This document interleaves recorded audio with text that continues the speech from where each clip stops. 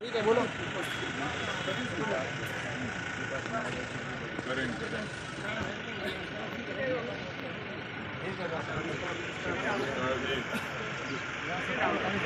अरे भाई साहब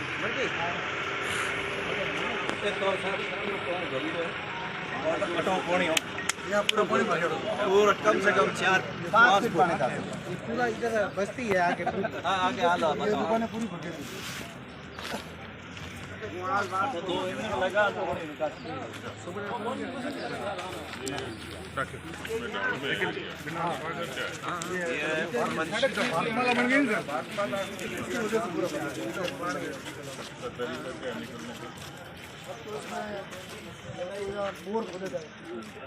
बागमाला हमें रोड नहीं ये पंचायत में अब खाना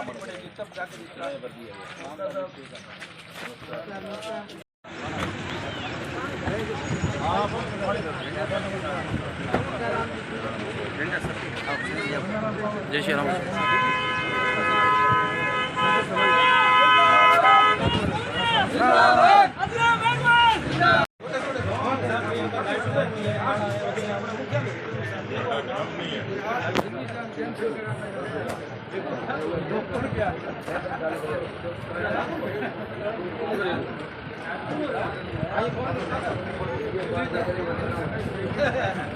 ये पहले साहब दिल्ली जाकर कैंसिल करा है तब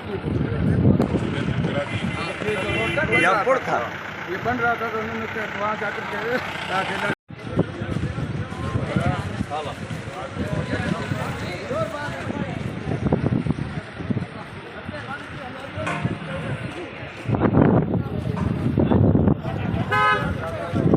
अरे प्रधान जी थे साइड पीछे बो यार थे टीम को माल थे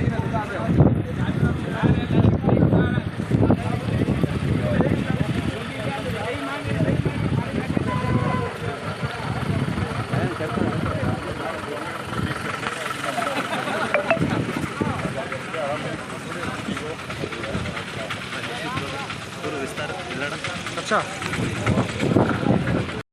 सर, मुख्यमंत्री अशोक गहलोत का तूफानी प्रभावित इलाके का दौरा कर चुके हैं, लेकिन स्थानीय सांसद कैलाश चौधरी क्यों नहीं आए? आपका क्या कहना चाहते हो?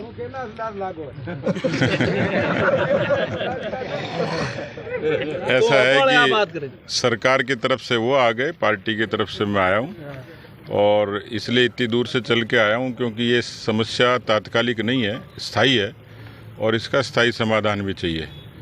तो कोई भी जो सरकार होती है वो सुरक्षा का भरोसा देती है, सहूलियत का भरोसा देती है। मुख्यमंत्री जी ने दौरा जरूर किया लेकिन हवाई जहाज से किया, हेलीकॉप्टर से किया। जितना उनको ज़मीनी तौर पर लोगों से मिलना चाहिए था, बात करनी चाहिए थी ज़मीन पे, जैसे मैं आज यहाँ खड़ा हूँ तो मेरे कुछ चीज़ें समझ में आई हैं तो मैं उनके हेलीकॉप्टर वाले को जाके बताऊँगा कि मैं ज़मीन से ये रिपोर्ट लेके आया हूँ जिसमें सारी तरीके की समस्याएँ हैं।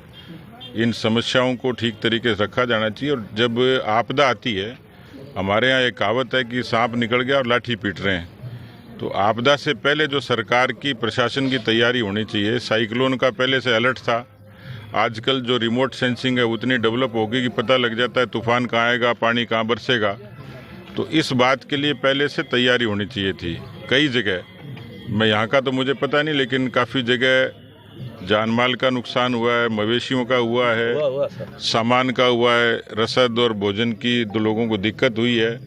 और उससे पहले क्योंकि मैं गुजरात में देखा 1,10,000 लोगों को सुरक्षित स्थानों पर पहुंचाया, कोई जनहानि नहीं हुई और बहुत शांति से वो उस चीज़ को फेस कर गए। इसका मतलब ये है कि आपदा की पहले तैयारी होनी चाहिए और मेरी सरकार से गुजारिश है कि आपदा प्रबंधन को अपने कामकाज का जरूरी हिस्सा बनाना चाहिए ताकि भविष्य में कोई इस तरीके की चीज़ आ जाए तो प्रशासन और सरकार पहले से तैयार रहे। सर, कांग्रेस प्रदेश से गोविंद सिंह डोटासरा भाजपा पर आक्रामक बयान दे रहे हैं, कह रहे हैं कि प्रदेश में भाजपा सिमट जाएगी। आपका क्या कहना है? वो खुद की बता रहे होंगे, जबान फिसल गई होगी उनकी, बाकी तो वो खुद ही सिमटने में है क्योंकि अभी तक का इतिहास ये रहा है कि जब जब कांग्रेस की सरकार आई और जब वो गई है तो एक बार वो 56 पर सिमटी और एक बार 21 पर। अब मुझे लगता है उससे भी नीचे सिमटेगी। सर, विधानसभा चुनाव में भाजपा का सीएम फेस कौन होगा? भारतीय जनता पार्टी कमल के चुनाव चिन्ह पे सामूहिक रूप से चुनाव लड़ेगी। पार्टी का संसदीय दल और पार्टी का जो आलाकमान जिसको तय करेगा उसके सब पीछे चलेंगे।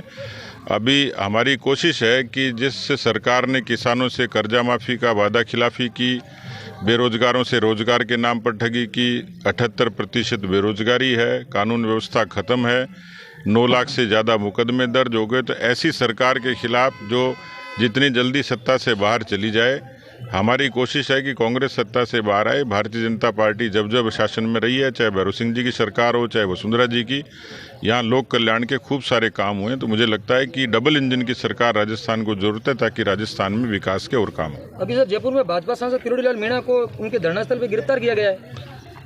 ये सरकार लोकतांत्रिक आंदोलन को और तानाशाही से दबाना चाहती है। मैंने जैसे कहा कि भ्रष्टाचार बड़ा मुद्दा है, उन्होंने एफआईआर लेने से मना कर दिया, जबकि खुद मुख्यमंत्री कहते हैं कि हमने एफआईआर फ्री कर दी।